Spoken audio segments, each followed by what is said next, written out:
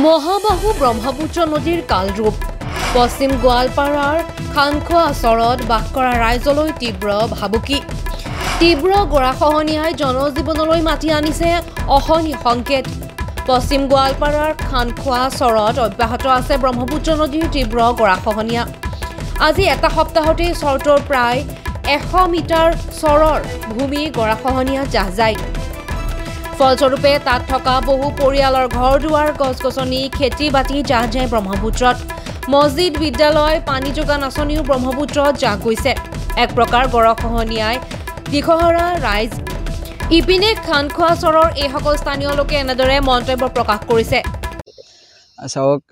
গৰাখহনীয়া বুলি ক'লে আমাৰ অসমৰ এটা ডাঙৰ সমস্যা যে গৰাখহনীয়া এই ব্ৰহ্মপুত্ৰ নদীৰ গৰাখহনীয়া কিন্তু আমাৰ যি গৰাখহনীয়া বিশেষকৈ আমাৰ যি আজি চাওক খানখোৱা চৰ খানখোৱা জিপি এই খানখোৱা জিপিৰ অন্তৰ্গত যিবোৰ গাঁও আছিলে যিবোৰ অঞ্চল আছিলে বৃহত্তৰ অঞ্চল এই খানখোৱা জিপিখন আজি ব্ৰহ্মপুত্ৰ গৰাখহনীয়া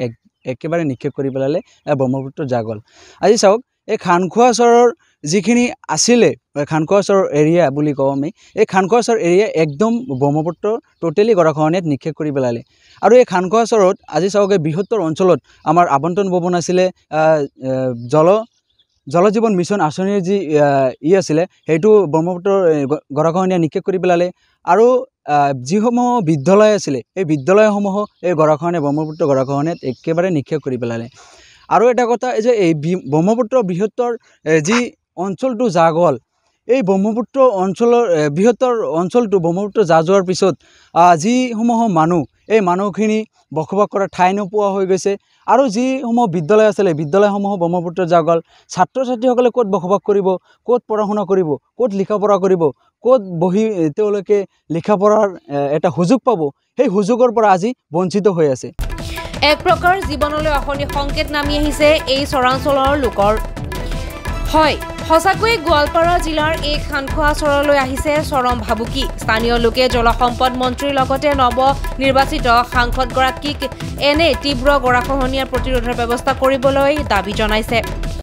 আজি আমাৰ বিজেপি চৰকাৰে হওক নাইবা কংগ্ৰেছ চৰকাৰে হওক যিয়ে নহওক MLA বিধায়কে হওক আজি এই ব্ৰহ্মপুত্ৰ গৰাখহনীয়া আমাৰ খানখোৱা চৰৰ এই ব্ৰহ্মপুত্ৰ গৰাখহনীয়াৰ খা খবৰ কিন্তু লোৱা নাই আমি দেখা পাইছোঁ আমি বহুত দিনৰ পৰা আমাৰ MLA বিধায়ক বা আমাৰ মন্ত্ৰীসকলকো আমি মিডিয়াৰ জৰিয়তে হওক আমি পত্ৰৰ জৰিয়তে আমি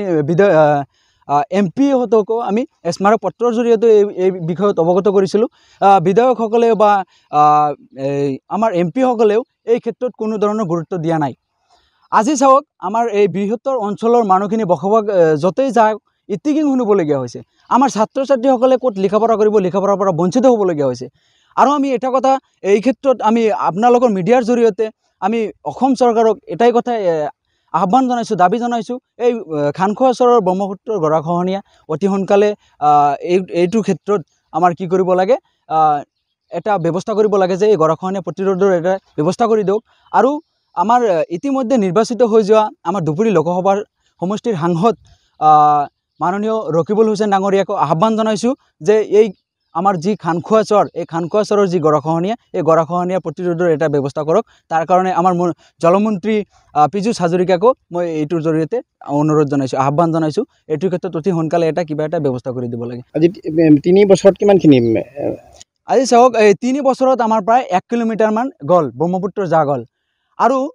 3-4 দিনৰ ভিতৰত 100 মিটাৰমান গ'ল এটা বিদ্যালয় আছিলে এই বিদ্যালয়টো এক সপ্তাহৰ ভিতৰত এই ব্ৰহ্মপুত্ৰ নদীত যা গ'ল নিশ্চিন্ন হৈ গ'ল একদম ল'ৰা ছোৱালীখিনি ক'ত যাব ক'ত লিখা পঢ়া কৰিব লিখা পঢ়াৰ পৰা বঞ্চিত হৈ আছে এতিয়ালৈকে কোনো লিখা পঢ়াৰ পাঠদানৰ সুবিধা পোৱা নাই লিখা পঢ়াৰ সুবিধা পোৱা নাই তাৰ কাৰণে অসম চৰকাৰক এটাই দাবী জনাইছোঁ যে এই ছাত্ৰ ছাত্ৰীসকল যাতে লিখা পঢ়াৰ পৰা বঞ্চিত নহয় আৰু এইটোৰ ক্ষেত্ৰত অতি সোনকালে কিবা এটা ব্যৱস্থা কৰিব লাগে গোৱালপাৰাৰ পৰা ইকৰামুল হুছেইনৰ ৰিপৰ্ট DA 365